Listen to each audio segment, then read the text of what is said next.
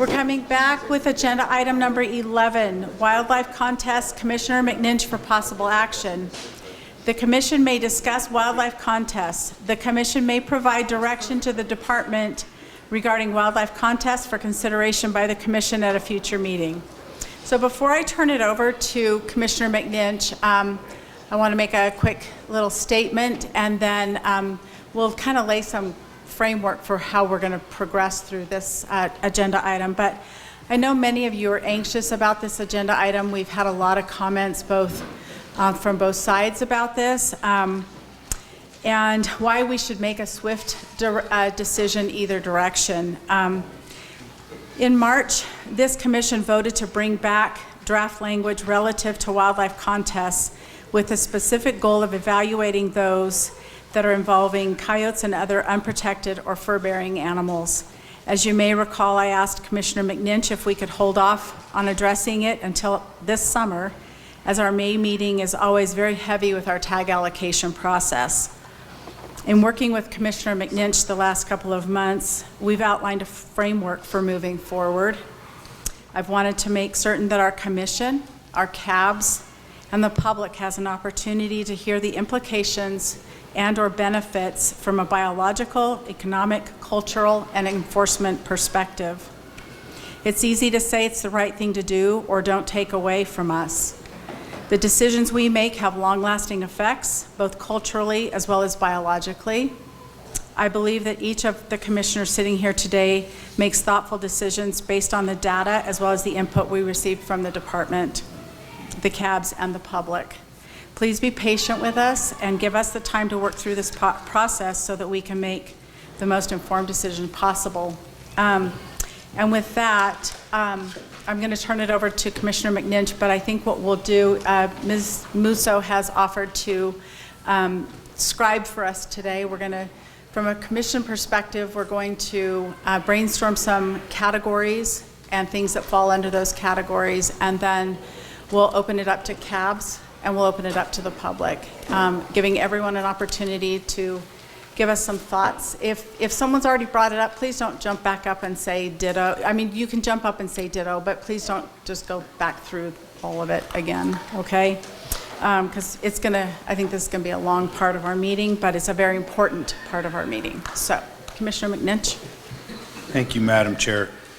So first of all, I do appreciate, Madam Chair, your willingness to sit down and help develop, be part of developing a framework, a process, some kind of a process that we can have conversations. You know, I keep saying it. I said it this morning. I'm going to say it one more time real quick.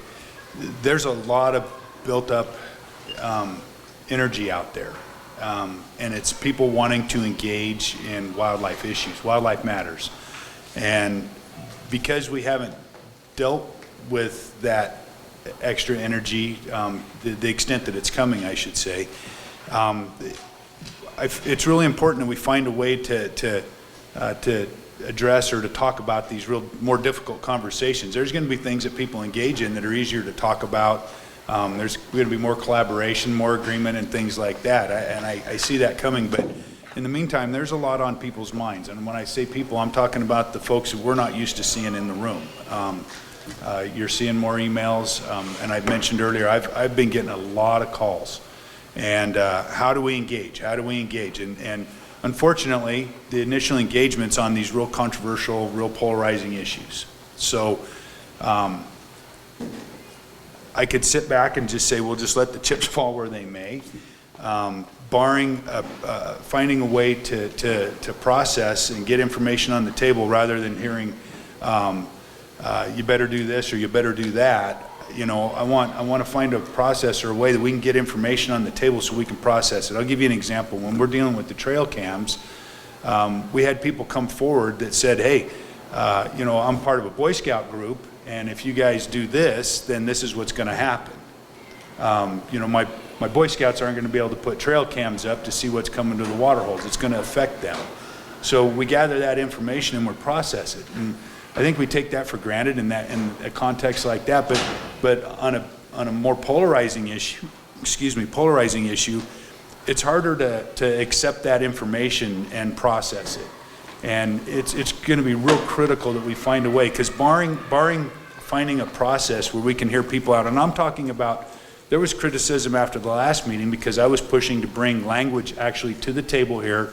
I received criticism, and rightfully so, because I've advocated, I did just exactly what I'd advocated against, which was providing that open forum and an open process for all concerns, all interests to express their points of view and be heard and have their thoughts processed. So there were people that are proponents of these calling contests that felt that I had disrespected them, not just because of how I was referring to them, but also because I was shutting that door on their perception that I was closing the door on the conversation or trying to, and that wasn't my intent.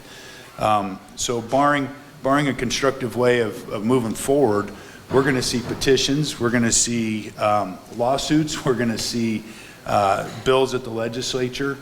I really am hoping that, I appreciate the time it takes, I appreciate the effort, I appreciate the exhaustion that comes with it to process and work through these things and really talk about them and see if there's things that we want to do, and if so, what or how, what would it look like. But barring a way forward to blend these interests together and take that input and do what we think is right, we're going to end up with those more restrictive and equally time-consuming, painful processes. And I want it to be like we're conservation of our wildlife. When we're doing conservation plans to preclude listings, we're saving ourselves time, energy. We're saving, we're coming up with solutions that maybe are more collaborative. If we don't do that in this case, then what we end up with is this continued polarization on all issues.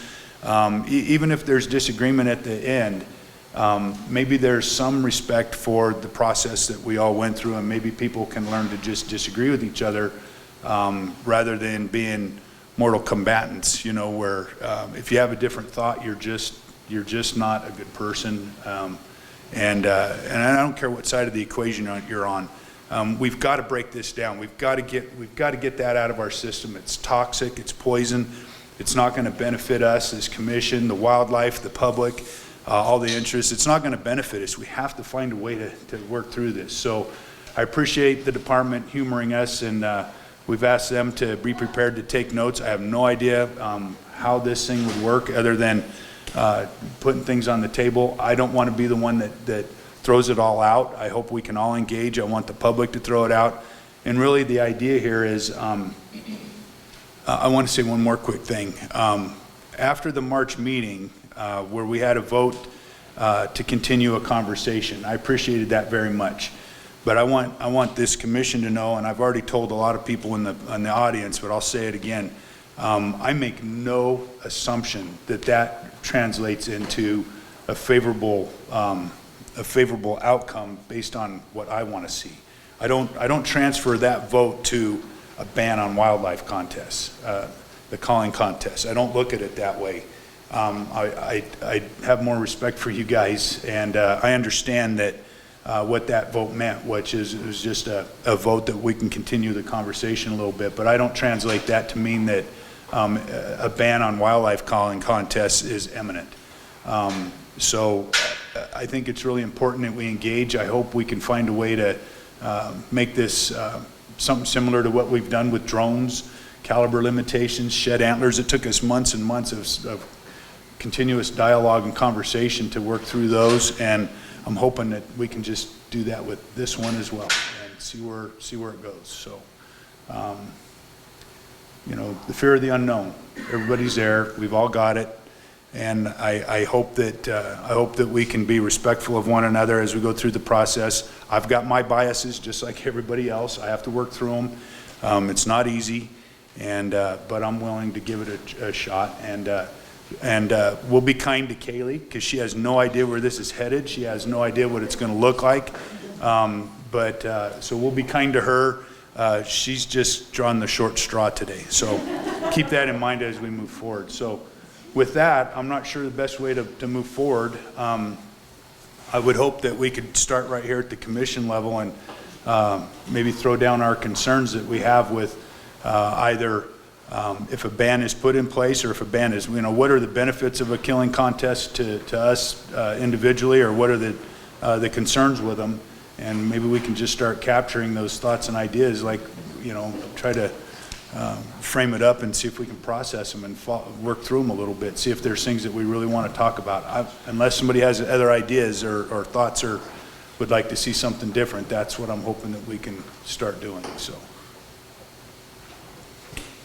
Secretary Wasley, did you have anything to add? Thank you, Madam Chair. I guess I'd reiterate some of the things that both you and Commissioner McNinch brought up. The first being that I believe you're accurate in depicting this as a process, and I think it does have an uncertain, endpoint. From our perspective, from the agency perspective, I think we want to acknowledge that this is a really complicated issue, and oftentimes when you all are receiving public comment, or there's being data put forward about what this state did or what that state did, or Nevada's the last state, and each one of those states, based on our interaction and communication with those states, have different aspects that they're choosing to regulate or not choosing to regulate.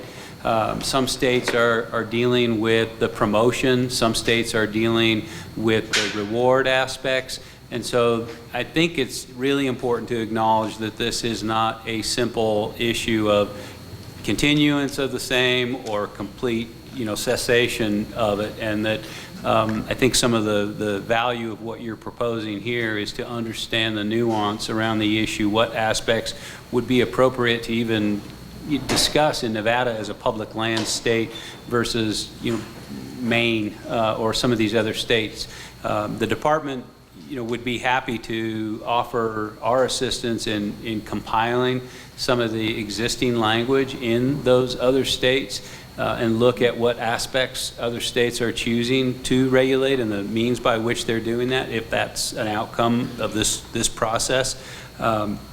Certainly data, expertise, perspective as we identify these issues. But I think as I think about the timing of these events, I think there's an opportunity to discuss what happens on the front end in terms of promotion, what happens during the event, whether it's private land, the public land, what happens afterwards in terms of some of the claims of the salvaging of the furs or wanton waste, or beginning to dive into some of those issues and letting us bring forward the regulations that have been passed or addressed or considered from other places might add to I guess the richness of the conversation here and helping us to understand people's feelings relative to those issues rather than portraying it as simply status quo or nothing at all. Okay, thank you. So Mr. McNinch, will you turn on your mic, please? Ma'am. Thank you. Sure can. So, as I talk to people, I mentioned it during the March meeting. I had probably a dozen phone calls, and all but two of them were from ranching and sportsman interests. And as I talked to folks, I started to jot down things that I was hearing from them, concerns that they had. And I can share all of those. I'd really hope that I can maybe throw a couple out just to give you examples of them, and then hope that we can, I don't know how we want to handle public comment. It's not really a workshop per se, but at the same time, I think the idea here is to hear people and see, hopefully get them to express their concerns with what it is that bothers them, and see if there's core issues or if there's other things around those core values that maybe aren't as important. I don't know. What I envisioned was starting. No, I didn't turn on my mic. What I envisioned was starting with at the commission tables and then moving out to cabs and then the public, so that everyone has a chance to voice their thoughts. Okay. So two of the things that I heard when I was receiving those calls and input, and there are many, but that basically we're taking away people's rights to do what they want. It's, states' rights. Nevada's a strong states' rights state. And, folks were concerned that they weren't going to be allowed to do what they would like to do. That was an issue. That was a concern for some folks. Another was the concern for economics, that it would have an economic impact on them. And, so those are a couple of the things that I was hearing. I didn't know, we've heard folks bring up predator and disease control, that it's helping with our deer numbers, helping with disease control, not helping with disease control. Those are things that, ironically, there's some, there's some common ground there, when you're talking about the disease control side of things. Maybe there's some ground to talk there, I don't know. But anyway, I'd heard that from folks. And another one was the tradition and the culture of going out as a family and participating in coyote calling or coyote hunting or whatever you want to, however you'd like to phrase it. So I have others, but I would ask if there's anybody that would like to throw something else out. Okay. Commissioners, I'm opening it up to you. Commissioner Hubbs. Some of the comments that I've received over time has been obviously, like we discussed or just previously, the wanton waste issue, the visual image, the kind of the blight, if you will, the waste of wildlife. And that's simply the killing en masse and what's the purpose with that. And then there's also the argument that from a biological perspective, I don't think we really understand the implications of these hunts in certain areas, whether it's actually harmful to wildlife to do this, or as argued by some that it's beneficial. I haven't seen any data on that, any science yet that really speaks to that, but we do have science that demonstrates removal of mesopredators sometimes actually can increase problematic coyote behavior. And so what we might be doing is actually kind of shooting ourselves in the foot, if you will. And then I think we need to focus on the ecological role of the coyote for all of wildlife in general. They do have a purpose. They do serve a purpose. I think that's what Commissioner McNinch was getting at, is that they do kind of clean up sick species and sick wildlife, and we do have issues with our wildlife right now that with these communicable diseases, and so their purpose is to take care of that carrion and get rid of the sick wildlife in the environment. So removal of them may be harmful in that manner as well. Okay, thank you. Anyone else?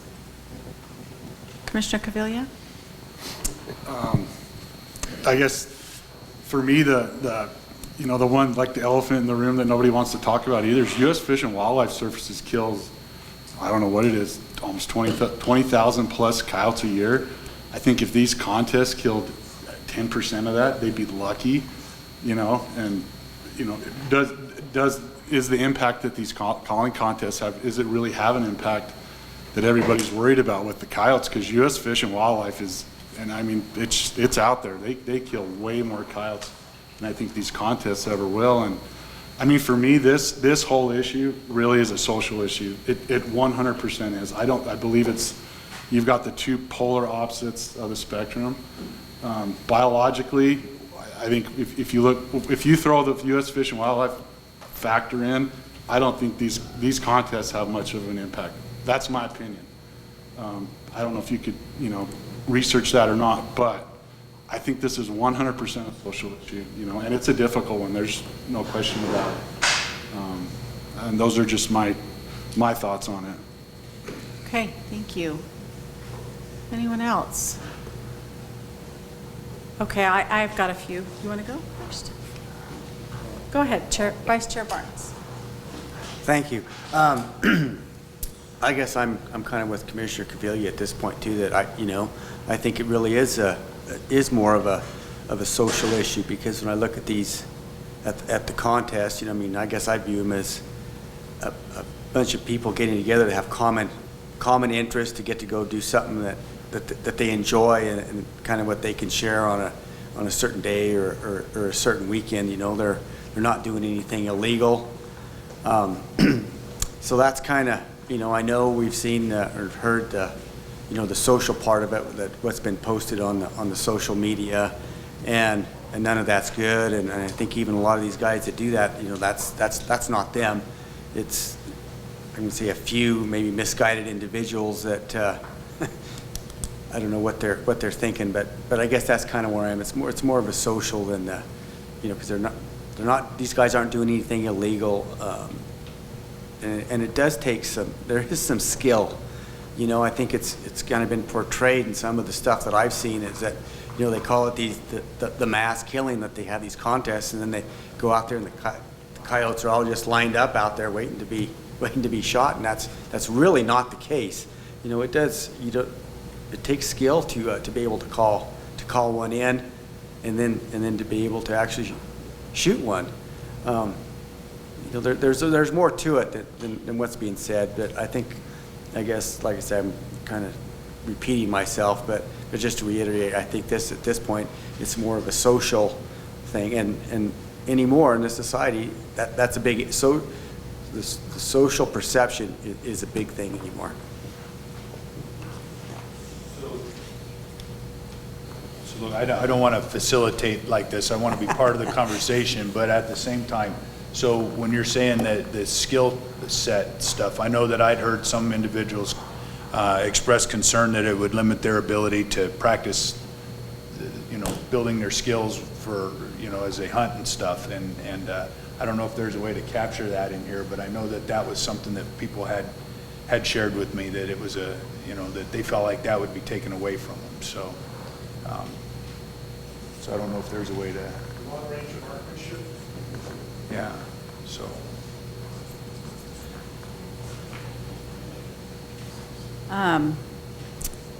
So I also did some like informal focus group stuff where I called people and asked them how they felt about these, and something that came up was that they love this person loves the camaraderie of being at an event, but didn't like the actual contest, the coyote killing contest part of it. He liked the skeet shoot and the raffle, and he said it's kind of dangerous. You get these guys out there running around in their vehicles, and they might be drinking at night, and they're shooting at stuff, and he said it's actually kind of dangerous. So I would probably put safety up there. I'm not sure where I put this, Kaylee, but the law enforcement aspect is something of concern to me. How are we going to enforce something like this? Can we enforce something like this? I guess that's under the legality. Is it illegal to have a contest like this? We don't know. We've heard certain things from different public. The promotion's been discussed, the award aspect of it. I think that was what I had on mine. Those were some of the concerns that I've heard. Anyone else? Commissioner Hubbs, thank you. Just a thought too that came to mind is, sometimes when I hear our board talk about hunting and the seasons and an overlap, and how that might impact the wildlife, maybe push them out of some areas, or interrupt breeding or anything like that. My thoughts go to the coyote killing contests too, because I don't know, I think they take place all year long. And so is that harming wildlife by becoming a nuisance to wildlife at periods of time when they are exposed in some way, whether it is that they need to find water, get, meat on for winter, find a mate, take care of their fawns, that type of thing. So if we're having these contests year-round, we have to think that potentially they could be a nuisance or a disturbance for wildlife as well, other wildlife. Okay. Do I see hands? Yes, Commissioner Cavilla. And I guess one other item to throw up there, and it's been brought up, we get all the emails and that, but coyotes are an unregulated species in Nevada, and a guy could go out, if a guy wanted to on his own, or a guy and his buddy could go out and kill 50 coyotes in a day and leave them lay, and there's nothing that says they can't, so, and that has been brought up, so that's another item I think needs to be put on the list, is coyotes are an unregulated species in Nevada. Right. It does not require a license, so licensure might be something to consider too.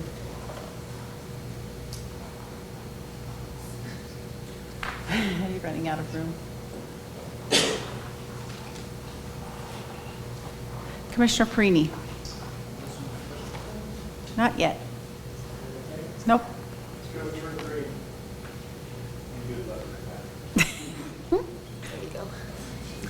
She can touch it and it works.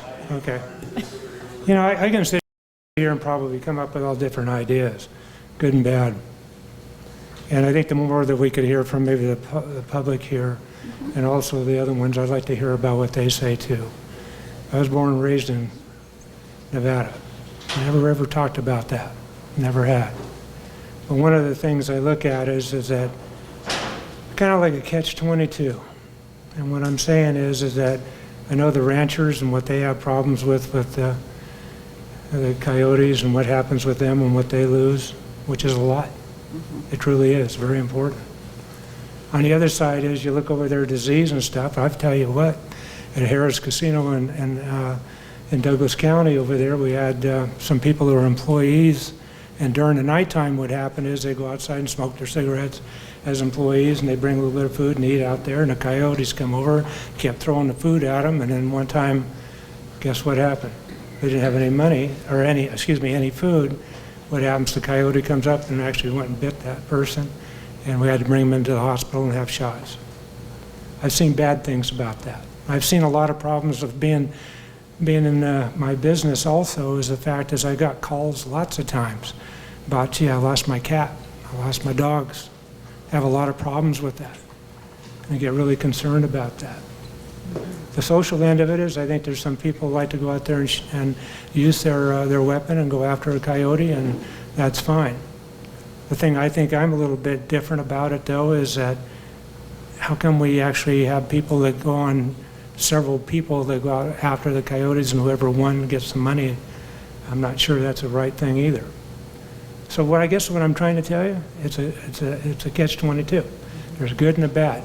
And the more that maybe we can talk about this, we can get that lined up what we think is correct. Thank you. Okay, any other? Commissioner Allenberg. Yeah, I guess another aspect that hasn't been brought up is the importance of keeping in wildlife and the contribution that the hunting of them does, and I think, and particularly effective, is calling coyotes, because I think if you talk to people that call coyotes, they don't bat 100% at the coyotes they call in, so they educate plenty of coyotes, and I think that it does provide a very valuable method of keeping animals wild. It has the potential to keep the fear of humans and potentially the help in keeping out in the coyotes at present in an urban setting. Commissioner McNinch. I think that was something that Tom was kind of alluding to earlier, that the skill set, and it's not as easy as it sounds, So, I've still got a bunch, but I think I'm going to hold off on the rest of mine, and I'm hoping that that when we get to public comment, they'll, if I'm not checking all of mine off, I'll share the rest of mine later, but I think that some of mine will get covered as we go along. So. Okay. So let's just finish with commission. I don't see anybody jumping to raise hands, so if we don't have any further, we'll start with cab comment. So any cabs that want to comment, add anything to our list. Mr. Dixon.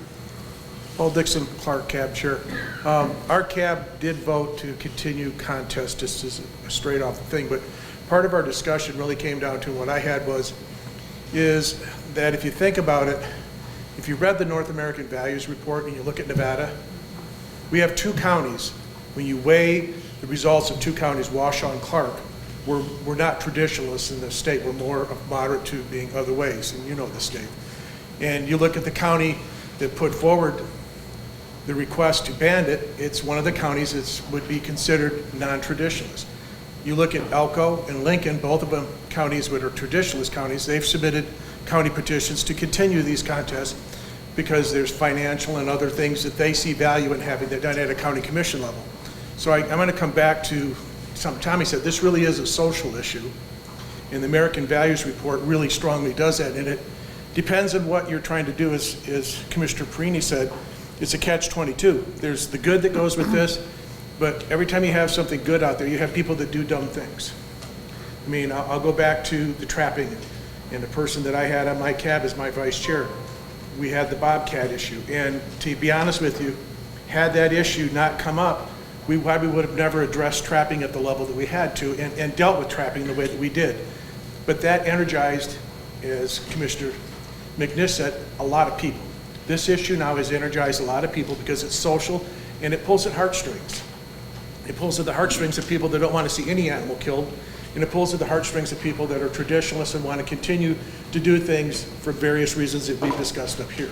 So I think as a commission, we're going to have to really look at, can we legislate or can we build regulations that are based around social issues that are not going to change in a couple of years when the social things change either further one direction or they go back the other direction. If you look at our society, we have this sinusoidal curve of how we go from conservative to very liberal to conservative in our country as far as how we thinking and our thinking.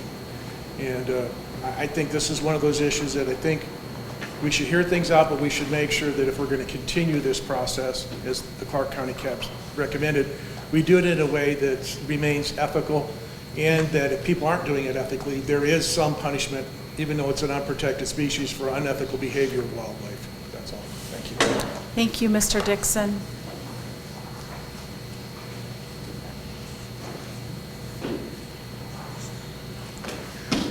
Throw this big thing down, like I have something important.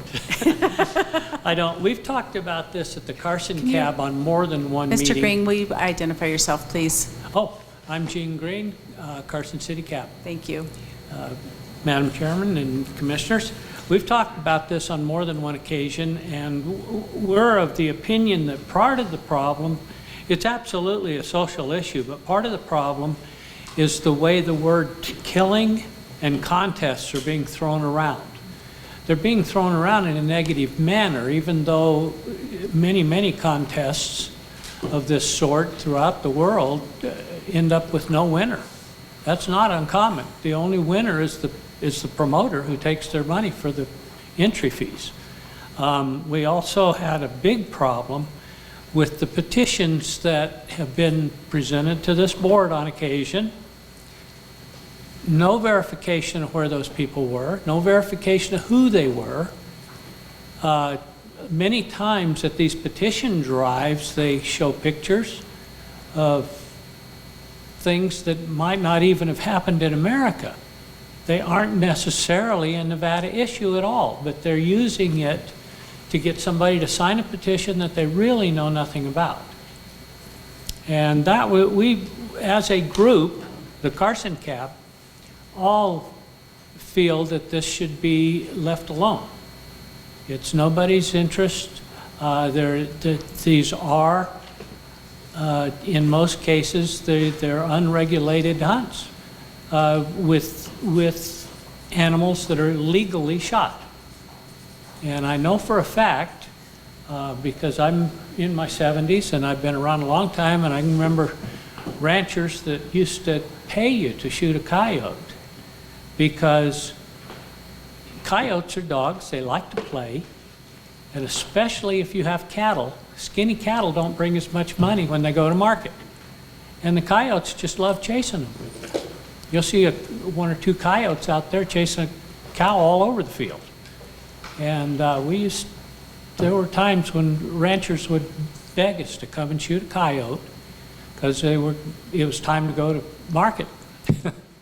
They wanted fat cows. And this was over on the western side of the state. And there was more than one that would, because like I said, it was economics. The coyotes play. And it's sad, but they cost everybody money when they do. Thank you. Thank you, Mr. Green. I forgot to start my timer. No, you're good. You're good. You're good. Okay. Other cab comments?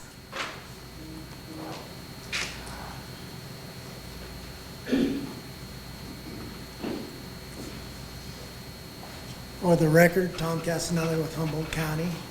We also opposed this. We feel that the coyote contests are totally legal and we should stay out of this arena of trying to do this social justice. It brought a thought back to me when we were talking about horses. Let's go back to the 60s. The horse issue was people ran them, made money off them, and controlled them. It didn't cost the government, it didn't cost the state any money to take care of these horses. And when they'd go down in numbers, they would quit, they wouldn't take anymore. They controlled the numbers. And today, where we sit, the government took over, and look where we're at now. It's costing us billions of dollars to take care of this problem that we were doing as citizens of this country. And I think we got to look at this issue in that what's going to happen down the line. We take coyote contests out, we take squirrel hunting out, the government's going to take care of taking care of it. We already do it. We shoot the coyotes, the government shoots the coyotes for the ranchers. We come in, we shoot them, we hire private planes to shoot them, get contracts from the state to shoot them. Coyotes are a predator, and as long as we're doing our job here on this board, keeping our wildlife at its peaks, the predators are going to be at their peaks. The only way to get rid of the predators is to let Mother Nature run its course and all the wildlife take a hit and they starve to death. That's how you'll keep the coyotes down. As long as we keep animals out there for them to harvest and do our job with our wildlife, the coyotes will thrive, and we've got to have a way of keeping the numbers equal. Thank you. Thank you. Any other cab comments? Okay, I don't see any. So we'll open it up. Oops. We'll open it up now to public comment. Members of the public, you have 3 minutes to speak. No one wants to speak? Oh, you're not giving the cards? I don't have the cards. I wasn't sure the process. Oh, just come on up to the table and introduce yourself for the record. I'll just start since, why not, right? And I'll just start my timer after you state your name for the record. Thank you. Sure. My name's Jana Hoffedit. I've been a long-time Nevada resident in Palomino Valley, north of Reno, about 30 minutes. And I live on 40 acres, blah, blah, blah. And I guess one of the things I want to address that has not been addressed, at least not today, is the fact that our only one Washoe County killing contest that takes place in Lemon Valley for about 5 years now. I've gone out there during that contest. If I'm using wrong verbiage, I'm sorry. It's just from habit more than anything else. I'll try to say wildlife contests. I go out there with my white pickup truck, I put my little blinking light on the top. I wear my vest. And I basically find these participants on our BLM land, on our public land. And they are not allowed, it is illegal to have these contests on our public land without an SRP, a special recreation permit, okay? And I know there's all these differences between agencies here. BLM's over here, you guys are over here, and da-da-da, and so everybody just kind of tosses this stuff around. But it is illegal to have one of these without an SRP, special recreation permit. So what I do is I go up to these guys and I say very nicely, because they're pumped up, they're doing their thing, they got their weapons, I don't, and I say, hey, you guys are on our public land, as there's motocrossers out there, families on four-wheelers that I've said, hey, there's a contest going on right now, be careful. They're like, what? I go, yeah, there's a wildlife contest going on right now, watch out, because there's trucks out there. It's a little bit, it's kind of crazy. I mean, some of them take off further where I don't go out to Gerlach and that stuff, but I'm out on the BLM just north of Lemon Valley, about 30 minutes to an hour away. And I've had guys jump out of their trucks and shoot off in the air at me. I've had that happen. That was about 3 years ago. And I was like, oh shit, I'm not even gonna say anything to those guys. So, but sometimes I'm able to talk to them and they go, oh, we're able to this is totally fine that we're doing this right now. And I'm like, no, it's not, because you don't have a permit to do so. So anyway, I just wanted to let you guys know that's what I do every 1 to 2 times a year, and it is during any time of the year, but mainly they'll have one in October, or I'd say spring. Those are the 2 times. During springtime, I've spoken with them about not doing it during pup season, blah, blah, blah. So I guess to wrap up, what I wanted to say is this is not food on the table, okay? But I really appreciate you guys listening and doing the best you can you guys are a lot of people to work out everybody's feelings on this, but this is not food on the table. So please remember those basic, good rules to follow being human beings on this planet. So thank you very much. Thank you for your comments. Anyone else from the general public wishing to speak?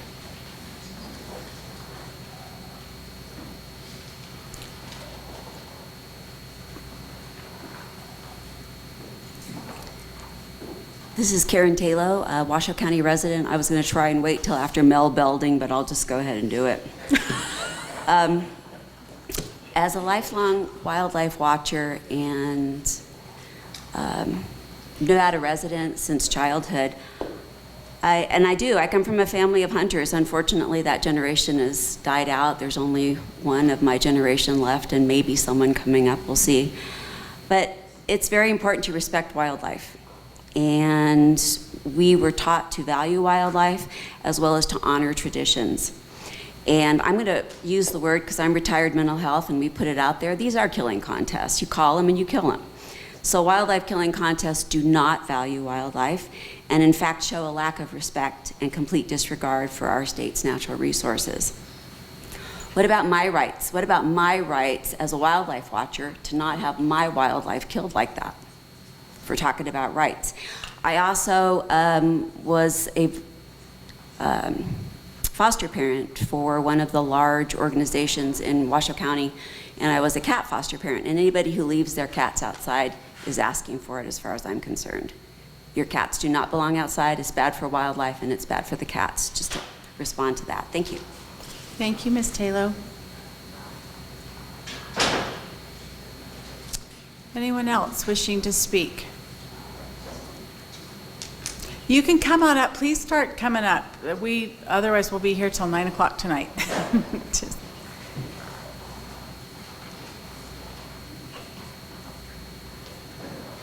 Hello, I'm Bobby McCollum.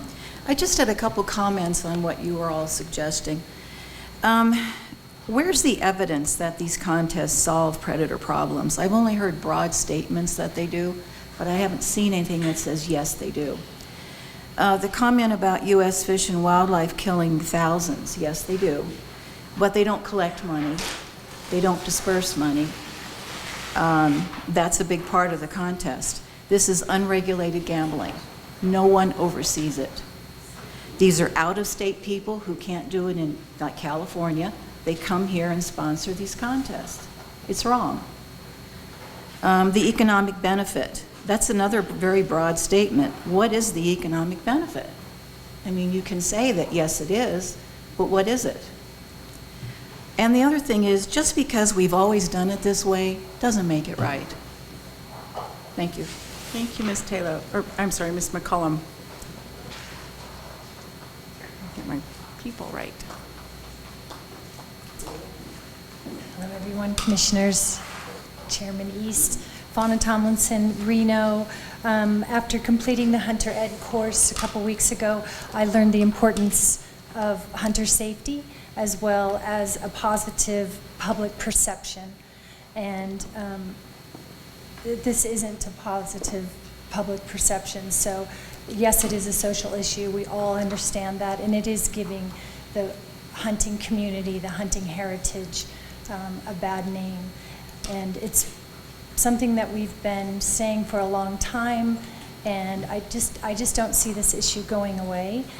Personally, I would like the hunting heritage, to have a positive face. Enforcement. I reached out to all the states that have banned killing contests, to the chief wardens and different departments, and I found no enforcement issue whatsoever. It's hard to promote a killing contest without the public knowing, without putting it out there publicly. So you would have to say, to 30 people, we're all going to just be outlaws and go ahead and do this, and it's just not happening. I see that you care about public safety issue. I wanted to tell you on February 14th in California, a warden was shot at a nighttime, in the neck, at a nighttime hunting wildlife contest. I'm trying not to say killing. So it is a public issue. We were also out on BLM during a contest, and there was dog walkers, professional dog walkers. We told them there was a hunting contest going on, and they immediately packed the dogs up and brought them home and said, thank you so much for letting us know about that. It's really all about education. So I paired up with NDOW and Sierra Club, and we did a sold-out webinar about coyote coexistence. It was with Jessica Wolf from NDOW. Love her.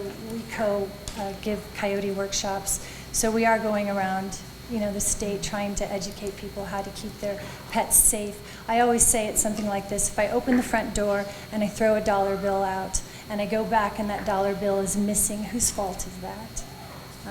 So it's up to me, and I think that's it. Thank you. Thanks, Ms. Tomlinson.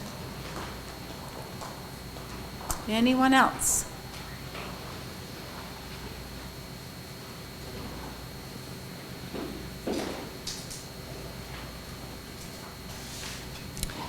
Good afternoon. For the record, Fred Volz. I could speak to each one of the points that's been brought up during your discussion, but I will highlight only a few of them. I would agree with Ms. McCollum 100%. This is unregulated gambling, and it needs to be regulated. There is a gaming control board and a gaming commission in the state that tightly regulates all the casinos. It doesn't matter whether you call it a raffle or a contest to win prizes, it's effectively gambling. They're taking money, there's no accountability for it. I'd also like to speak to the fact about any unregulated species that might be targeted in these wildlife killing contests. It doesn't matter whether the species is protected or not. The issue is the vacuum that creates in that particular geography when you're taking out a large number of animals. Whatever the species, they have a role, they have a place, and by taking them out, it causes a huge problem going down into the future for that particular area of the state. I'd also say there isn't enough focus on public safety, because having somebody discharge a lethal weapon indiscriminately, trying to shoot as many animals as possible in a short period of time, can lead to human harm as well. Those bullets can ricochet off of rocks. There can be other collateral damage. That's not something we should be promoting. I'd also say that protecting wildlife species is this commission's duty. It's right there at the beginning of NRS 501. And we're not doing a protection job if we're allowing indiscriminate killing of any wildlife species. And finally, I'd like to say that there are plenty of other hunting opportunities for people in this state who choose either to get a license or not get a license from NDOW. And there is no need for this. Thank you. Thank you, Mr. Volz. Anyone else?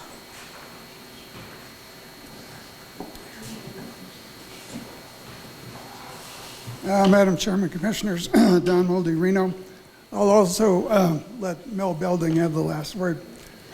We used to vie as to who would get it. With respect, I want to get the U.S. Fish and Wildlife Service off the hook if I can. You're speaking about the Department of Agriculture rather than U.S. Fish and Wildlife Service, and Wildlife Services is part of USDA APHIS, and I'm sure they would be happy to have their coyote killing job stay in USDA, not Wildlife Service, not U.S. Fish and Wildlife Service. Anyway, with respect to law enforcement, when Bill Young was on this commission years ago, we used to agree that enforcement in this country is basically voluntary compliance with the law by the citizenry. That's virtually all of enforcement. I don't have a policeman at my elbow every day, and most of us don't. So enforcement, I think, claiming that it's, can we enforce it or not, is somewhat of a red herring, because most people will do what the law says. And in fact, if you have a bunch of people in this organization, this department, that won't follow the law, then that activity should be terminated, or they should be terminated from participation. So enforcement, I don't think, is a big issue, in my opinion. I would second the comments by actually Dr. Dixon and Karen Taylor and Fred Volz that these contests are a demonstration of the lack of respect for the life of the animal taken, which is, to me, the most offensive aspect of this. There are lots of photographs that demonstrate this. Plenty of video on YouTube with auditory commentary by the participants deriding the coyotes and their victims and making fun of them and so on. So that, to me, is probably the biggest issue from my point of view. The smaller issue, but I think important, has been referenced here, is that, from my view, unnecessary, unwarranted, frivolous killing of any animal, and particularly coyotes, essentially represents the destruction of public property for no good reason. Coyotes belong to the public, not to you, not to me, not to sportsmen. They're part of the public trust doctrine, which you've had a lecture on a couple of meetings ago. And so to countenance the frivolous killing of coyotes, to me, is the next thing to a crime, because destroying public property is a crime, and most people pay a price for it. It's interesting in this agency that there can be destruction of public property for no good reason, and nobody pays a price for it. So I would leave that with you as well. Thank you. Thank you, Mr. Muldy.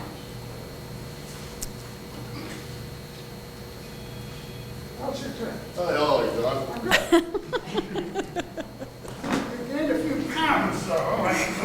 Oh, let's be respectful, please. Mel Belding, Washoe County. I guess I better get up here because my name's been mentioned a couple times, and it might surprise you all. I don't enter coyote calling contests at all. I call coyotes, but I don't enter coyote calling contests, so maybe you got that wrong about me. But I certainly don't begrudge anyone that wants to be in the contest. I would like to talk about some years back. My mom was on the Granite Mountains in November of 1957. I was born in February 1958, so I've been there since I can't remember, okay? But I remember the years right after 1080, and there weren't any. I mean, it was pretty tough to find a coyote. It really was. I've seen some changes in my life, and I have some friends that work for wildlife services in different counties across the states, the western United States. And a couple of years ago, I wasn't seeing a lot of coyotes, and I wondered what was going on. And then all of a sudden, one year, it's been 3 years ago now, been tracking this with these guys at Den. And I called a friend of mine in Wyoming, and I said, what are you seeing now as far as coyote numbers in the dens? He says, why do you ask? I said, well, I got a lot of people telling me they're hearing a lot, and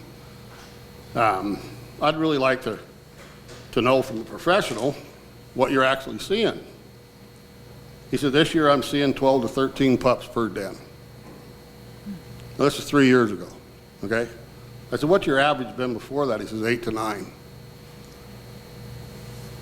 Director Wasley today, this morning, earlier, talked about mountain lion problems in Vegas, and they're coming out because of dry conditions, no prey in the hills. It simply, in my opinion, is that there's a lot more of them. So it's the same with coyotes. Someone needs to explain to me why, in these times, the dryness, that these guys who den are seeing 50% more numbers. I'd like that explained. I really would. They know the prey's not out there, but I think there's some things like that would be pretty interesting to learn. I don't begrudge anyone to do what they enjoy doing. I certainly don't want to take it away from them. And I consider the people on the other side to be friends. I've always tried to be cordial with them. Don and I go to lunch. We haven't been because he won't call. He thinks I'm gaining too much weight, but I said enough. Thanks. Thank you, Mr. Belding. I know. Good afternoon, everyone. My name is Jarrett Clark. For the record, I'm a resident of Las Vegas, Nevada, and I'm here today on behalf of Animal Wellness Action and the Center for Humane Economy. Now, I want to preface my statement by saying I am not a native Nevadan. I moved here from Arkansas 9 years ago, but now home means Nevada to me. And I'm here today to encourage the Nevada Department of Wildlife Board to initiate a rulemaking process that will effectively end these contests in our state. I know you all are very well versed in what the contests are, so there's no need to define them again. We've seen the pictures. We know there's prize money awarded, et cetera. But I want to share just a little bit about kind of my reaction when I learned that these were a thing in Nevada. I was sure when this topic came up, as I was discussing with my colleagues, I wasn't hearing it right, that there are contests that reward people for just killing as many of a specific species, in this case coyotes, as they can. And even as someone who grew up in a rural southern town where hunting is very popular, I couldn't think of a single reason why a killing contest for anything would be considered acceptable. They are not part of, they should not be part of anyone's way of life as far as I'm concerned, rural or urban. I think that the safety issue posed that was brought up earlier is a very, very valid point. And I also want to address the claim that these contests are a form of predator control or conservation. I think most fairly recently, NDOW's own wildlife biologists have dispelled those myths based on their study of pack structure and fertility of the females in coyote packs. To put it simply, this is a blood sport, and that's all it is. It doesn't have anything to do with conservation or wildlife management or hunting.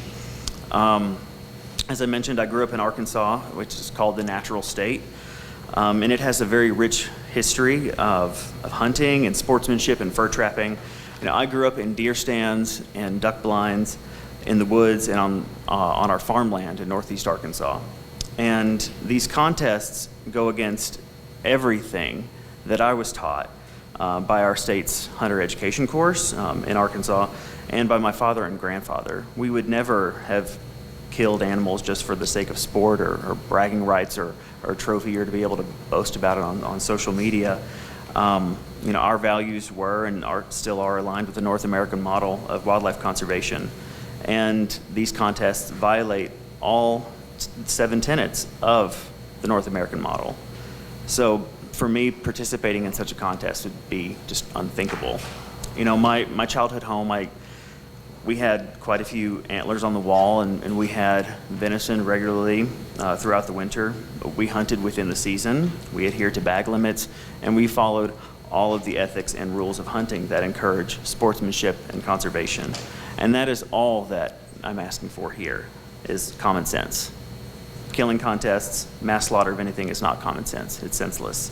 And again, although I'm not from here, I take great pride in being a Nevadan now, and I think we all do. And I think our state serving as a safe haven for slaughterers of wildlife isn't anything to be proud of. Thank you. Thank you, Mr. Clark. Okay, public comment. Please keep it to 3 minutes. I know you will. You better let me know when you get there. Okay, I'll do this. Rex Flowers for the record. I'm a sportsman. I'm a conservationist. I am a member of the general public. I'm an advocate for sportsmen. I'm an advocate for recreationists on our public lands. More importantly, I'm an advocate for wildlife. And I have to ask, why are we having this conversation? I don't believe anybody can show that having these contests or not having these contests are affecting coyotes biologically. They're a species that are not going to go away. They're almost at the same level as cockroaches. You're just not going to get rid of them. But, you know, there are more important things on your plates to think about. We're going to get into the weeds on this, and we're going to spend hours and hours and hours, and everybody's going to walk away. Nobody's going to be happy at the end of the day. I mean, this is what you have to look at. And in the meantime, the mule deer populations, which have dropped by 25% in the last 10 years in this state, will get a minimal amount of time from you. Our sage grouse, which are in peril right now, they're going to get that same minimal amount of time. But we're going to advocate one way or the other over 1,000, 1,500 coyotes a year that are taken within a contest. I think we need to look where we put our value.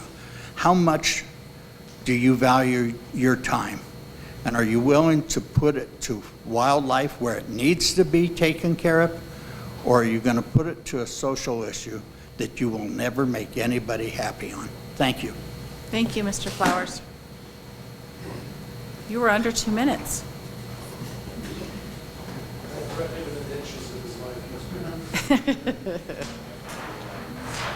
Hi, Commission. I'm Jeff Dixon. I'm the Nevada State Director for the Humane Society of the United States. I live in Reno. I thank you for continuing this conversation that we started in March and having this open sort of workshop type process where we spell out our different issues with these particular activities. I think it's a good way to model kind of having these conversations around ethics, which are in your court by statute. If we go with the last commenter, you can always kick it to the legislature, but I think it's better that it's in your control. You can handle it just fine. You've handled other ethics issues just fine, whether it's trail cameras or drones and so forth. And that's always been associated with hunting because public support for hunting has been conditional for quite some time. It's generally accepted, right? Most people in the public say hunting's okay within boundaries.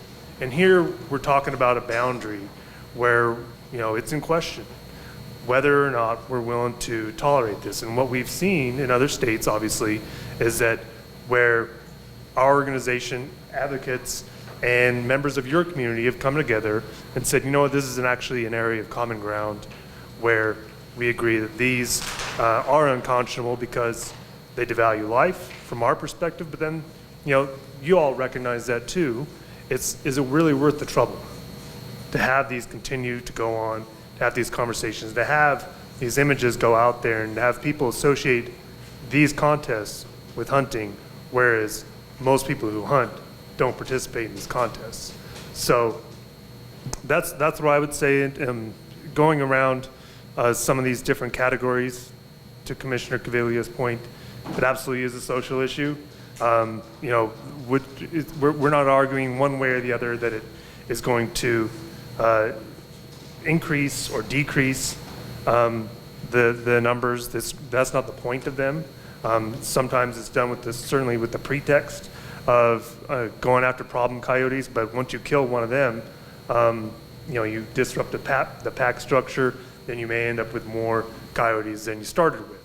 And like you said, the Wildlife Services does have carte blanche. They kill way more than these contests ever will, right? So that's not really the issue one way or the other, except to say that they are valued members of their local environment.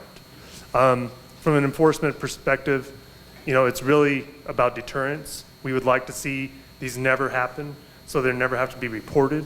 It's not like, you know, a game warden's going to go out and have the assumption that because they see somebody hunting a coyote that they are assumed to be participating in a contest.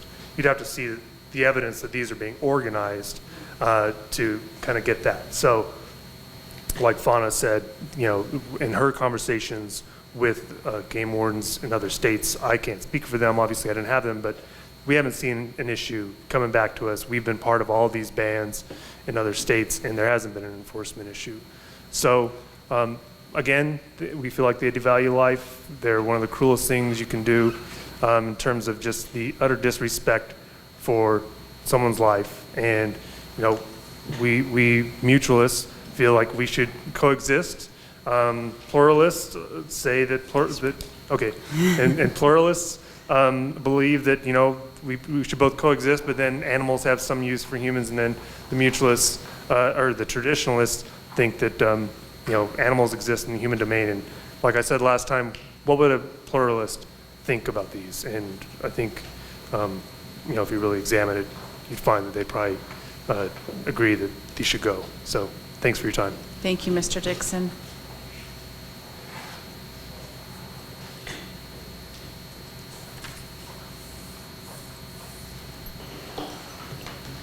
Hello, good afternoon. Connie Howard for the record, speaking for the Sierra Club, the Coyote chapter, which is the state chapter. I'm the chair of the Conservation and Public Lands Committee, and I also serve on the state executive committee. The Sierra Club in Nevada, as well as nationally, is supporting across all states bans on wildlife killing contests. We certainly take the point that as we face the sixth great extinction, that wildlife killing contests and coyote killing contests may not be the most important thing on your agenda. I think you are wildlife commissioners, you are entrusted with managing and protecting Nevada's wildlife resources. Most members of the public, and including myself until maybe about 10 years ago, assumed that all species, that wildlife commissioners worried about all species, and that there was no such thing as an unregulated species that could be singled out for culling contests. And I think the public in general thinks that wildlife agencies and commissioners are working to protect all wildlife. And killing contests just aren't that.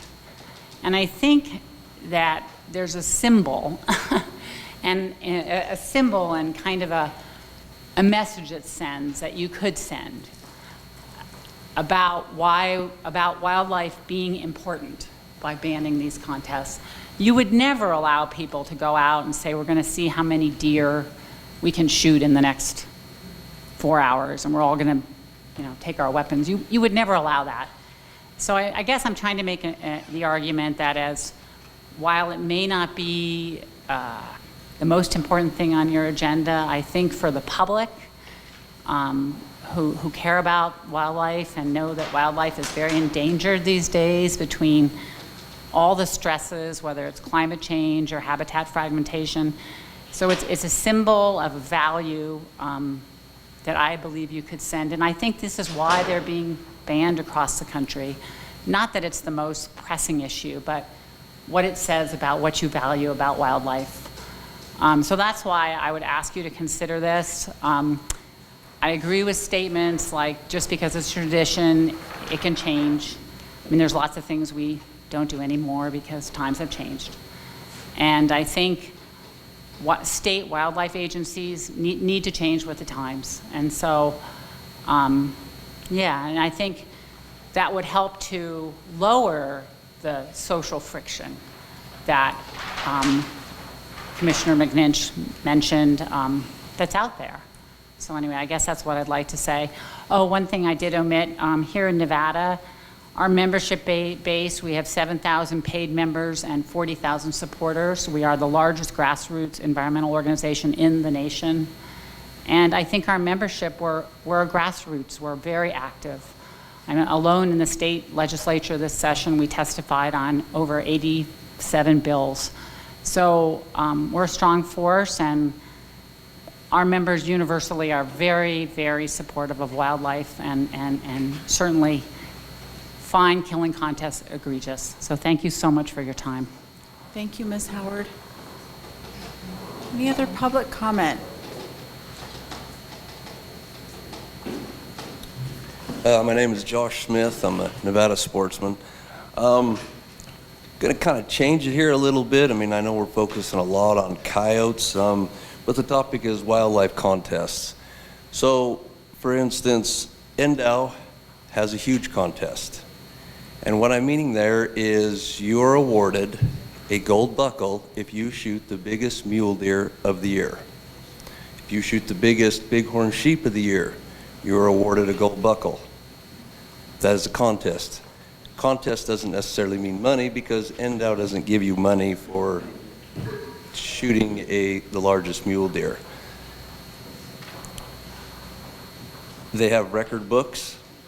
Contest is my buck is bigger than your buck. So they have record books that show Joe Schmo shot a bigger one than Mike Smith. So if you were to ban contests, that would go away.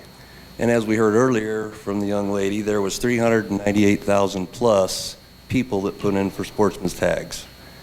So not all of them are shooting for that gold buckle, but a good percentage of them are. And so you would have to take that away from them as a sportsman. So I just kind of wanted to change it up a little bit, a different direction, kind of get it off the coyote end of it as a big spectrum of it.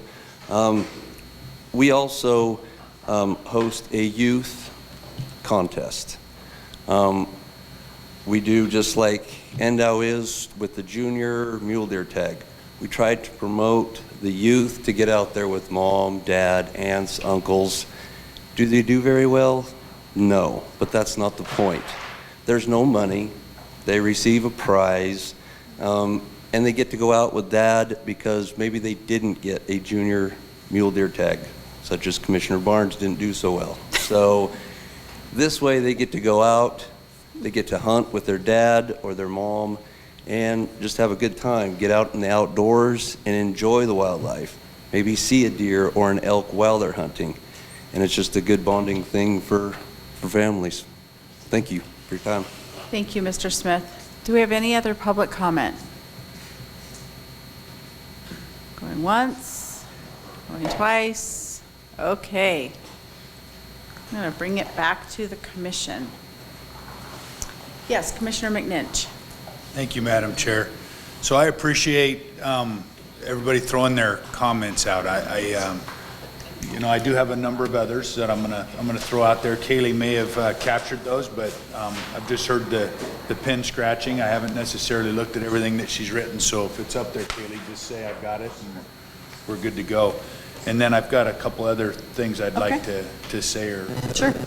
So I've had comments regarding like the aspect of the advertising for contests and the awarding. They kind of go hand in hand. So the whole concept of a contest, advertisement part, the awarding part.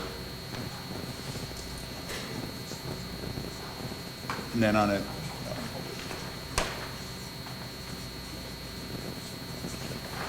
and along that same vein, the concerns that Mr. Smith, right? That he expressed that it would impact other contests. There were concerns with that. I'd heard concerns that the contests violate North American model, the tenets of the North American model of wildlife management.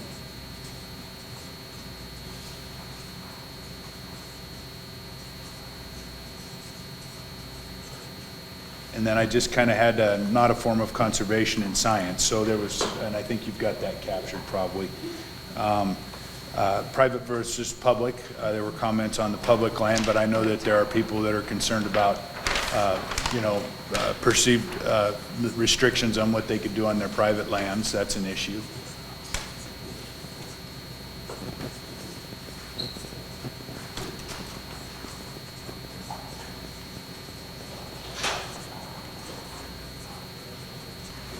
I've had concerns with how it would affect the heritage, the sporting heritage in Nevada. I've voiced that one, so I don't know if you've got that one captured, but I've had that concern that it yeah. And then the last one, I didn't really hear it today, but there is a major concern that this is a slippery slope issue. You start with this, then what? And it goes right on down the line. That's, and I'll comment on that very briefly. We can, and I'm not defending sportsmen or folks. They can do that just fine themselves. But I will say that that's a very real concern from the people that I've talked to. They've all mentioned it, and people are feeling pushed into a corner. And they're kind of just throwing their hands up and saying, you know what, I'm going off the cliff right now with everything. Good stuff, bad stuff, it doesn't matter. I'm drawing the line. I'm tired, and that's where we're going. And the irony to it is I think the folks that are bringing issues forward have already felt that way. So everybody's just kind of getting in the same place. There's an irony to that. So I hear you. I get it. It is exhausting, Rex. I get it. It is exhausting. I'm not going to share too many of my thoughts on it. I already have in March. I've certainly got plenty to say. I always do. I agree with Commissioner Caviglia. I think there's a large social aspect to this. I'm way less concerned with the numbers, but I think we need to talk about them and kind of put them in perspective. But the other thing that I want to say before I kind of yield here is that, some questions, and maybe a little rhetorical today, but maybe as we move forward, not today, and not rhetorical. What's it going to take? I think we missed the boat. I missed the boat on this today. So, but I think there's still opportunity as we move forward here. What's it going to do to change your mind on the issue? Doesn't matter which side of the coin you're on. Is there room for compromise? Is there room for giving in on certain issues? There's a lot of things on the table here. So what's it going to take? What are you willing to, are you going to fall on the sword on this particular issue? Are there places to have compromise? And when I say falling on the sword, I'm talking about for everybody. That comes on all sides. Is this where are we at? Is there room for compromise? Is it an area where it's plain, you see it as one way or the other? Because like I've told you guys on the commission, my fellow commissioners, there's been no promises. I've talked to a number of the folks over here that have spoken today.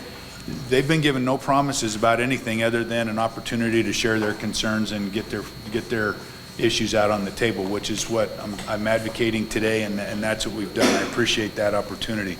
But they've been given no promises. They wouldn't tell you that they've had them. It hasn't happened. So I challenge them, just like I'm challenge others. What's it going to take to work through this issue? Are you willing to work on any of this stuff? Are you willing to interact and talk to people and to have that communication? The alternative is lawsuits, petitions, bills at the legislature. We're going to talk about it. We're going to talk about it. It's just what context are we going to talk about it in? Is it going to be a context where maybe we can build some bridges and some collaboration, and with a little mutual respect for different viewpoints. I have to work on it all the time. I do. I get frustrated just like everybody else does. But we have to find a way to have the conversation. I hear everybody. I hear what people are saying. I get it. There's a lot here.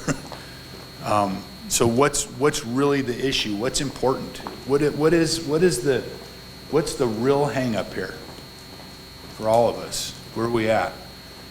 You know, where's there room to work? There's maybe some of this stuff isn't worth talking about anymore. I'll share one more thing and then I'll get off my little soapbox, my big soapbox, because talk about gaining weight, Dr. Moldy. Pandemic was not kind to me, and I recognize that. No, but you brought up weight, and so anyway, when I worked at the health department, there was a point where I had a lot of staff coming to me asking me, you know, when are we going to work on this? When are we going to work on that? And it started becoming real overwhelming. I'd have this list of things. It grew and grew and grew, and it's like, you know, some of them I perceived as a little less important than others, but they were no less important to my staff that were asking for these. It was impacting them directly, at least they perceived so. So we sat down, and I'm not advocating for this process, but so I sat down and I had them throw out their stuff, their issues on the table, similar to what we did here today. Just blurt out whatever was bothering them about how we were doing things. And they ended up with like 6 pages like this. I mean, they were all over the room, and there were dozens of items. And then I gave them all a little tag, a little sticker, and I said, "Now go stick." I gave them each three stickers, and I said, "Now go put a sticker by the 3 things that are most important to you to deal with." And at the end of the day, out of the 75 issues that they had come up with, only like 11 had stickers next to them. The rest were all, you know, just perceptions and put in context with the other stuff. They had some tolerance for not dealing with those things, and they weren't as big an issue as maybe they had felt initially. They had the opportunity to talk about it, and what I'm suggesting is that maybe, just maybe, there's some of that here. Maybe. It's important to us, but in the overall scheme of things, and I'm not comparing issues between this and other issues. I'm saying just amongst this one issue, what is really the issue that we need to deal with? Is it coyote numbers? Is it respect? Is it what is it? And that's kind of what I'm trying to open up the conversation to. So I really appreciate you guys tolerating me, and allowing for the conversation. Hats off to you guys in the public and the cabs for coming up and throwing your stuff out on the table. I felt like there was a different level of respect today for each other in the process, and I really appreciate that. And if nothing else, I feel like that we've had a win there, so I appreciate that. Thanks, Dave. So this is an action item, and I don't know what the pleasure of the commission is. Do we want to come back at the next or a future meeting with all of these kind of laid out in different categories with maybe other states, what other states have done? Do you want to drop it today? Do we want to, where's everyone at? I know where Dave's at. I think I know where Commissioner Hubbs is, but she's leaving us, so. I know. But I'll give her a moment to speak. I like that idea, but I don't know how the state would do that in terms of putting together some of these thoughts and highlighting areas that seem to pull in the most individuals. I mean, obviously, those are the areas of concern. So what we did was a brainstorm today, but it's kind of scattered. Mm-hmm. So we don't know what it is that's going to drive any decision-making if we decide to move forward. But I don't know if the state has ever done anything informal like that where the individuals could provide input in some manner on this. It may be that we put these into categories and then do the exercise that Commissioner McNinch is suggesting, or that he's done in the past? I'm sorry, not suggesting, but done in the past? I don't know. I don't know what this looks like. If we want to move forward, maybe we decide first whether we want to move forward with this or not. And if we do, what would that look like next? Yes. Oh, Director Wasley, sorry.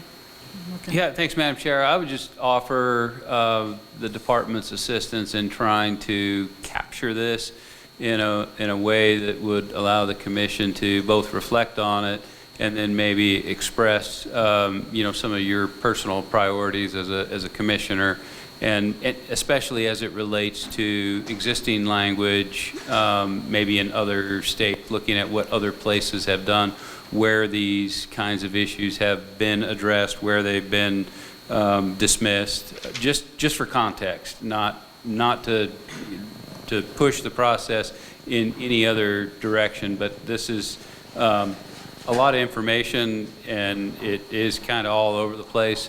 What we could possibly do is Kaylee can enter this on the computer. We can categorize it as it's been captured.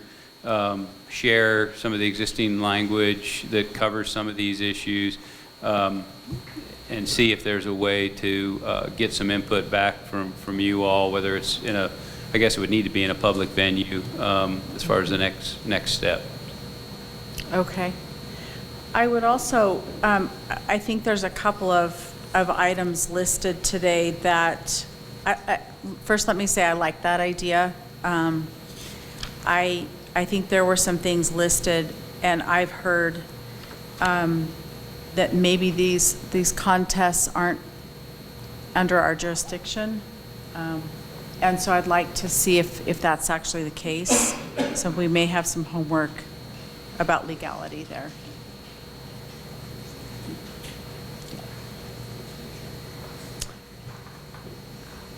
Yes, Commissioner Caviglia? I just have one other comment. It's kind of reeling it back a little bit too, but I'm truly curious how many contests there are a year in Nevada, and it's this big of an issue that we are going to spend a bunch of time on. How many are there? Do we have any clue at all? I know I brought it up last time. Well, yeah, and I'll do the best to try to answer the question. It's not easy to tell exactly how many there are. I think there's two key things. I think that there's been documented roughly 30 to 36, 3 dozen over the last 3 years. But I think the notable part of it, there's two notable things. Number one, with those numbers appear to be increasing, and we appear to be getting people in from out of state participating. It seems to be what are two notable aspects of where we're at currently with that. And there's probably more to add to that, but we can put that on here if we want to get more information on it. We can do the best we can to track it down. I mean, it just if there's a dozen a year, how much effort are we going to put into that for a dozen cow calling contests a year? And I get that. I mean, Elko's had the world calling contest for how many years now? Probably 3. It's had it for a while, right? Well, since it was banned since it was banned in Arizona and New Mexico, I think, and so the last few years. I guess it's just. Yeah. I'm just. I obviously I voted to have this whole discussion, and I think that is the thing too, is we put all this effort into it, and we really don't know how many coyotes are even killed in these contests too. That's a big part of it for my decision as well. Yeah. And is it the issue that it's getting made out to be, right? That's my, and I understand the other side of it, the waste and that, but that, for me, that is a big deal too. Is it really that big of a, what it's made out to be in some of the stuff we see, or the stuff we hear? Understood. And I think that I'm trying to draw some of that out to see if those are conversations that, if we need to have them, then that's great. I think regardless of where we go, I've said it before, I'm going to continue to say it. There's been no promise of a ban or a restriction or a prohibition of any kind in any place. I never make guarantees like that. But for me as a commissioner representing interests, it's critical that we have these these conversations. I've heard many times, and I wasn't going to go here today, but I will for a second. You know, when are we going to start talking about mule deer? When haven't we stopped talking about them? I mean, honestly, we've got a massive mule deer enhancement program going that, you know, it's designed to help it. I appreciate that effort. It's a big effort. There's a lot going on there. You know, I share those same concerns with mule deer that everybody else does. You know, I just don't look at it from the standpoint of a sportsman. I know that the numbers are going down. The numbers go down, up and down on a lot of animals over the years. So I think it's important. I just think it's important that as a commission, we represent many interests in many different critters, even the unprotected. They're in our laws. And it's important to make sure that we're aligned how we want to be aligned, whatever that means. And that we've got our policies and our procedures and our regulations and our perspective and how we want to be perceived in Nevada, that we're aligned on that. And that it's healthy, just like it is healthy to go and review a management plan, and for us to review our policies. It's important for us to occasionally talk about these things because times change, things change. And there's a lot on this table. I agree with you. I think it's largely a social issue. I haven't seen anything up to this point that concerns me number-wise. I understand. I feel like I understand coyote populations. I think that if you're a coyote fan, contests probably add to the, you know, in my opinion, I think the potential for them to add to the population rather than decrease the population is probably greater. I think the impact is possibly more on the ground. That's where I come from. So I'm not worried about them surviving contests. I'm concerned about how we move forward in time, the support that we get from the public, the relevancy of our constituencies and the relevancy of this organization and this commission to manage our wildlife. Because, you know, if we don't find that balance, we're gonna all lose in some way. It can't be the way that it's just, we're being forced to change in some capacity. And I'm not saying forced to change to ban things. That's not what I'm saying.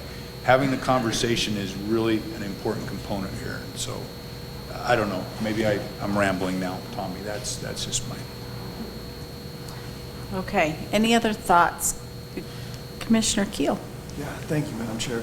No, I just want to go on the record to one of Dave's, earlier points about you know, what the priority would be, because narrowing down this list is really tough. And I know for me, it's really what precedent are we setting on the other contests, whether it's chucker contest or fishing derbies, and how do we distinguish between those? One of the other things that I keep thinking about, last meeting was Chris Smith, and he talked about what he called Inman's Rule. One of his former mentors, and he said, you know, the amount of time the commission spends on an issue is inversely proportional to its significance. Hold the microphone closer. Sorry. Yeah.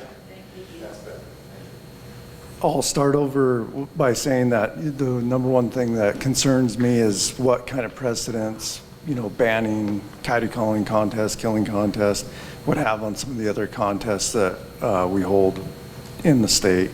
But I go back to Chris Smith, his presentation during the last meeting, and one of his mentors came up with this Inman's Rule, and it said the amount of time the commission spends on an issue is inversely proportional to its significance. And not to say that this discussion today isn't important, because obviously there's a lot of public feedback that we're getting, so it is important, but where I don't see the significance in the issue is biologically, either with coyotes, deer, prey. I don't think these calling contests are having a significant effect on any of that. It does boil down to, you know, a social issue at that point and what is acceptable. So, if I may, just to add on to that. So I agree. I think that the biological, while some people may perceive that it's a biological issue, so for me, it's an investment in the future. If we if we show that it's important to us enough, to me, it's an investment in the support moving forward from the public. If people's perception is that that we don't care about the things because they're not just biological, that they don't have a biological standpoint, the next time this agency needs money or support from the public, we're not likely to find it. And again, I'm not advocating that we have to do everything that everybody wants us to do. It's never worked that way. It never will work that. It shouldn't work that way. That's not how the world turns. But at the same time, how we handle issues and how we discuss them and is as important as conclusions we can come to in some cases. If people perceive that they're being heard, a lot of the time, not always, but they're going to respect the decisions that we make if we're thoughtful about it and we've taken into consideration. Personally, I believe if we go through these things, we're going to end up with a pretty small list. I think that Kaylee did an excellent job of capturing a lot of thoughts here. I would really like to see what the department comes back with. I think it's going to be something that's pretty manageable. And if we're not handling it here, we're going to handle it, like I said, in other places. That's a given. And that's not because anybody in this audience has threatened anything, because I've not heard one word about a petition or anything like that. But I can tell you that my gut tells me that we're going to see it in the legislature if we're not talking. So we're going to talk about it. And I would really rather do it in a forum where we can maybe, just maybe, the eternal optimist is trying to tell me, just maybe there's a way to deal with it. Just maybe. I'm not willing to hang it up yet. So would you like to put a motion on the table? I don't think we need a motion. Do we need a motion, Dag I Handy? mean, if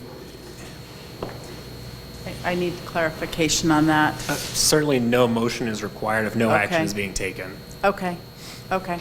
yeah, I mean, you know, in my mind, well, I'll be careful because I'm not trying to force the issue. I've told Madam Chair that I didn't want to be seen as forcing you guys to go down a path. So I appreciate the department's offer to coalesce all this into something that's more digestible, so that we can see where we're at, putting what's going on around us in some kind of a document so we can see what's going on, and then we go from there, see what happens. Okay. Commissioner Hubbs. I just wanted to point out about the lack of data and wanting to know, and I think that's a really good place to start, like how many coyotes are actually taken, is this problematic? But I think we need to understand why we don't have the data, and it's because we don't monitor this. There's no licensing for this. People do this on their own free time, at their own free will. They don't report a thing. We don't do population modeling for coyotes. Not that that's, I'm just saying there is a real big dichotomy for certain types of animals, and we've put that in our regulation. We've got our game species, we've got our, non-game species, but if you look at it holistically, and I've always looked at it holistically, and that's been difficult for me because I kind of blurted out laughing when we said, we wish we would spend more time on things that really mattered, which is, well, it's game species, because we've got 5, sportsman reps here, and that's what we want to focus on, the majority of the individuals on the board. But it's really quite difficult when we talk about all the number of wildlife. We just saw that today when we were looking at the RAWA plans that we're putting together and how extensive our wildlife really is. So if you can just maybe take it a little bit farther and see that it is about our game species, I understand that, but we don't have data because we have made one carnivore so unimportant that we don't even care what happens to it. And I don't know if that's the best way to manage wildlife either, to have no clue. Thank you, Commissioner Hubbs. Okay. Further comment, Commissioner Caviglia. I'm sorry, I don't want to keep dragging it out, but I know Dave's been on here a lot longer, but this has been brought to the legislature before. It's my understanding. Prior to, I've only been on here 3 years. Has it been to the legislature before? I guess I understand it has. It has, petitions have come before, so this is not a new topic at all by any means. No, and I will point out, when I brought this forward in March, the reason I brought it forward is because, and I'll just be real frank with it, I didn't think this commission did a very good job of closing the door on the issue. It was just kind of left to flounder out there, and I thought that was kind of a chicken's way out, to be honest with you. I felt like we'd kind of pushed it into these arenas, and then they kind of fell apart, and we didn't circle back and say, oh, hey, that didn't work. We were going to develop a policy. The policy didn't go through, so we just stopped. But what we didn't do was circle back and say, hey, we wanted to do a policy on this, but because it didn't go that way, we'll circle back and just say yes or no on this thing. We never really did that. We just kind of left it out there as unresolved. So I felt that was really important to maintain some level of honorability to close that door. And so from that standpoint, we're circling back on a previous petition. In my mind, we never completely resolved it to begin with. As far as the legislature, I don't recall, there's other people in here that would know off the top of their head. When it was brought forward in 2019, people are basically, there's a lot of comment that, and it didn't get approved. It didn't even, well, what happened is it was presented. The presenter basically said, you know what, I'm new to this. This is my rookie year, and I'm not comfortable taking a big issue like this forward, so they pulled it off the table. So it wasn't like it got any hearings or any airtime and any consideration. Is that?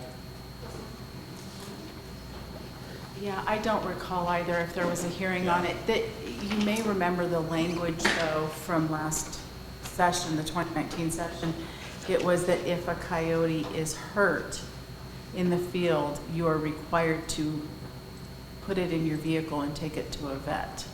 And that was the part that we all had a hard time with, because we all know we're not going to be able to get close enough to a coyote So safely the point is to be that able to load it in there our were vehicle. issues with the and language, take it and to I a do remember that you mentioned that. Yeah, But and that's so the part that I was that remember. part of the same bill, It was the part original of that bill, Okay, yes. so the point is that I don't think that the conversation from this aspect really never went down the tracks. I think that it got pulled up short. So more important for me is, and I said this in March, that I felt that what we did in 2015/2016, that we just really never, we just didn't close the loop on. We went down a path, and it kind of fell apart for a lot of reasons, and we just never circled back on it, and that was kind of the end of it. And so. Okay, thank you. If there is no more commissioner comment, I think we'll move on. Thank you, Ms. Musso, for scribing all that. It's 3:53. Could we just take a quick break and come back at 4 o'clock or shortly after it? We'll finish up with agenda item number 7. And just for anyone who may be leaving, we are going to, we have the back room at the Martin for this evening. They're going to feed us. Well, they're not going to feed us. We're going to feed us ourselves. But if you'd like to join us, we'll be at the Martin tonight for dinner at 6 o'clock, and we have the banquet room if you'd like to join us. So let's take a quick break, and we'll come back at 4 o'clock and finish up.